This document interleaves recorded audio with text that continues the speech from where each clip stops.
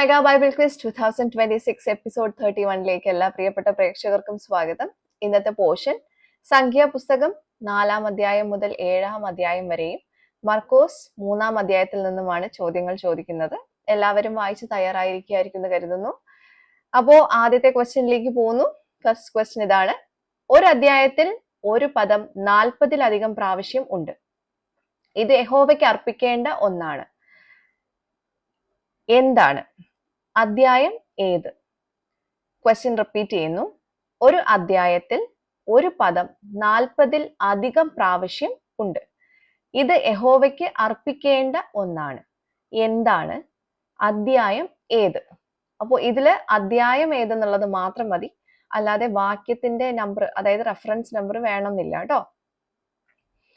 ഉത്തരവും വേണം, അധ്യായം ഏതാണെന്നുള്ളത് മെൻഷൻ ചെയ്താൽ മതി. രണ്ടാമത്തെ ക്വസ്റ്റ്യൻ ഇതാണ്: അശുദ്ധയാകാത്ത സ്ത്രീക്ക് പറയുന്ന പേര്. അശുദ്ധയാകാത്ത സ്ത്രീക്ക് പറയുന്ന പേര്. മൂന്നാമത്തെ ചോദ്യം: പുതിയ നിയമത്തിലെ പാഠഭാഗത്ത് കാണുന്ന ഒരു സ്ഥലപ്പേര് പഴയ നിയമത്തിലെ ഒരു വ്യക്തിയുടെ മറുപേരാണ്. സ്ഥലം ഏത്? ഒന്നുകൂടെ റിപ്പീറ്റ് ചെയ്യുന്നു. പുതിയ നിയമത്തിലെ പാഠഭാഗത്ത് കാണുന്ന ഒരു സ്ഥലപ്പേര് പഴയ നിയമത്തിലെ ഒരു വ്യക്തിയുടെ മറുപേരാണ്. സ്ഥലം ഏത്? ഈസി ആയിട്ടുള്ള ക്വസ്റ്റ്യൻ ആണ്. എല്ലാവർക്കും ഉത്തരം ഇപ്പോഴേ മനസ്സിൽ വന്നിട്ടുണ്ടാവുമെന്ന് കരുതുന്നു. നാലാമത്തെ ചോദ്യം: കനാന്യന്റെ പേരെന്ത്? കനാന്യന്റെ പേരെന്ത്? അഞ്ചാമത്തെ ക്വസ്റ്റ്യൻ: 4 അക്ഷരമുള്ള ഒരു ഫലത്തിന്റെ പേരിൽ നിന്ന് ഒരക്ഷരം മാറ്റിയാൽ നമ്മുടെ നാട്ടിലുള്ള ഒരു ഔഷധ വൃക്ഷത്തിന്റെ പേര് ലഭിക്കും. ഫലം ഏത്? ക്വസ്റ്റ്യൻ റിപ്പീറ്റ് ചെയ്യുന്നു. 4 അക്ഷരമുള്ള ഒരു ഫലത്തിന്റെ പേരിൽ നിന്ന് ഒരക്ഷരം മാറ്റിയാൽ നമ്മുടെ നാട്ടിലുള്ള ഒരു ഔഷധ വൃക്ഷത്തിന്റെ പേര് ലഭിക്കും. ഫലം ഏത്?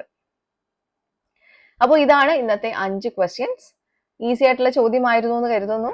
എല്ലാവരും ഇതിന്റെ ഉത്തരം കറക്റ്റ് ആയിട്ടുള്ള ആ പോർഷൻ വായിച്ച് മനസ്സിലാക്കിയതിന് ശേഷം ഉത്തരം താഴെ കാണുന്ന വാട്സപ്പ് നമ്പറിലേക്ക് അയക്കൂ.